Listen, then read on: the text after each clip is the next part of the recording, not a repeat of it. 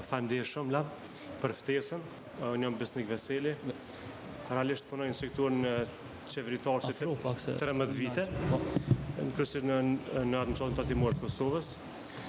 Po ashtu edhe një entuziast i teknologjive të reja dhe inovative. Kryesisht më shumë edhe për si hobi, domethënë. Mirë. E përmena porësit kur kesh për edukimin kripto punën e regulatorit. Sa ka rëndësi regulatori, sidomos në kripto, që na peshojmë çka po bëhet çdo ditë, apo mirë pritet edhe cila është rëndësia e tina? Na shpesh herë termi regulator keq kuptohet prej masës. Në atë kuptimin që shpesh domethënë krijon bariera, krijon pengesa, kryesisht e fitime. Mirë, po në realitet është e kundërta. Realisht regulatori krijon siguri për investitorët, regulatori krijon transparencë edhe operatorë që ofrojnë shërbime këtë industri. Na veç që jem të e pa, domethënë prej të kalumes, dikush i ka përjetu kreshet edhe eventet e hackingut të kalum. Së fundi kemë rastin e MT Goxit, gati me sa di dikon që një dekad ka ndodhë si hacking. Në 2014. Fix një dekad. Edhe tash e tutje po shkakton pasiguri në treg edhe po ka manipulime në treg në lidhe me një rast caktum. Këtu shihet se rastet caktume edhe ndër vite shkaktojnë pengesa edhe në funksionim edhe të kësaj industrie. Regulatori është për këtë shkak me e rregullon tregun edhe i rregullon këto parregullësi që mund me ndodhë gjatë vjeshmërisë të kësaj industrie. A kina i shembull çysh funksionon regulatori në përbot?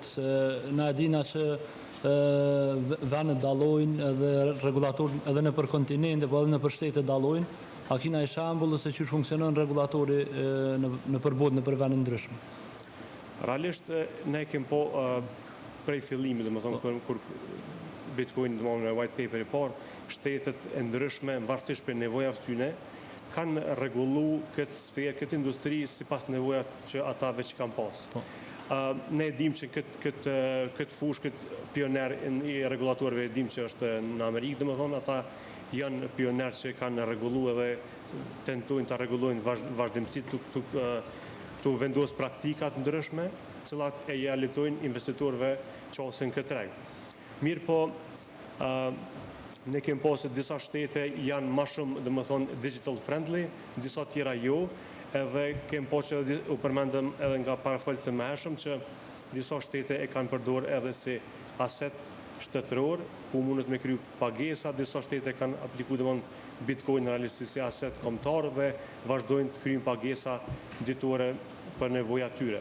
Mirë po kemi kundër disa shtete tjera që realisht nuk e kanë ndalu domethënë funksionimin e kësaj teknologjie.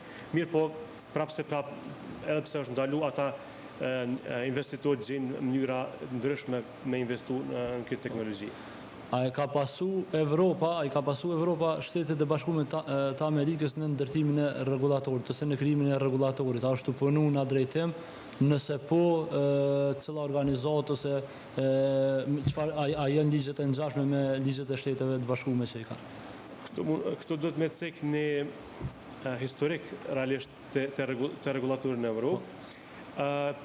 Dim domon prej hojpit të bullronit, jo këti bullronit 2017, ato domethënë ka lind korreshtja edhe prej operatorëve cilat e rregullojnë domon tregjet financiare në Evropë, edhe prej ngritjes domon enorme që pat Bitcoin edhe tregjet i kriptovalutave, dhe ata e vendosin që aktet kryesor vendosin që me pas një plan veprimit në fintech teknologjinë dhe me analizu se kjo teknologji e re a përkon me ligjet edhe rregullat e tregjes financiare dhe sektorit bankar që aktualisht janë të implementueshme tanë për tregjet e rregullat financiare. Mirë po, pas analiza që ata i kanë bën treg, kanë rezultuar që kjo është diçka e re dhe nuk ka mundësi mu trajtu me ligjet që janë konsideruar me tani dhe kanë vendosur me rregullimin e regulator që u përmend edhe për përfaqësuesit Bybitit, Mika, domthonë Markets in Crypto Space, Ky regulator i rregullon domethënë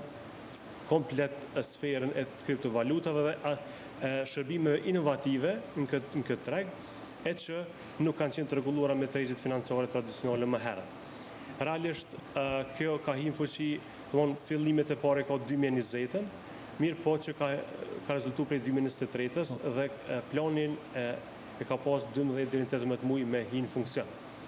Domethënë me sa kam njohuri, prej këtij muaji, domthonë muajin qershor, ka fillu faza e parë implementimit të kësaj regulative në BE, në shtetet e BE-s, që ka me vazhdu deri në fund vit me implementim të plot, me faza, domthonë të përfshi domethënë stable coins edhe shumë sfera tjetër që ndërlidhen.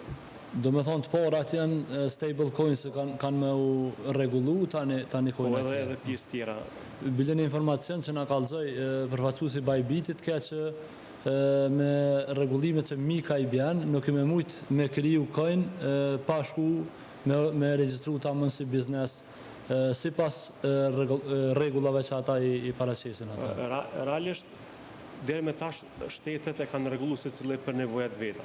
Mirë po tash kur vjen Mika në funksion, secili shtet antar në Evropë ka me marrë, domethënë ka me apliku këtë lloj regulatori dhe duhet me kanë regjistruar tek këto autoritete që shërbimi ka më kry në të gjithë komplet 27 shtete anëtare, domethënë është i njëjtë. Na dina që në Kosovë ka nis me u punu rreth regulatorit në kripto, njëni prej sanëve ma pozitive që ka ndodhë të na. Unë kom pas rast edhe draftin me lexu edhe me dhonë ideja që mujna me ndryshu, po ti si ekspert i fushës, kënë është të e morë Kosova shembull, edhe është të shku rrugës duhen me regulatorin, apo ka sane që nevojitën hala me ndryshu edhe me i bomat avancume. Realisht në Kosovë është të bënu, domethënë. Është më i miri, domethënë është i pari, domethënë si ligj. Ka shumë për lëm për të dëshiruar, mirë po është hapat mirë. Ky draft ligj është të shku, domethënë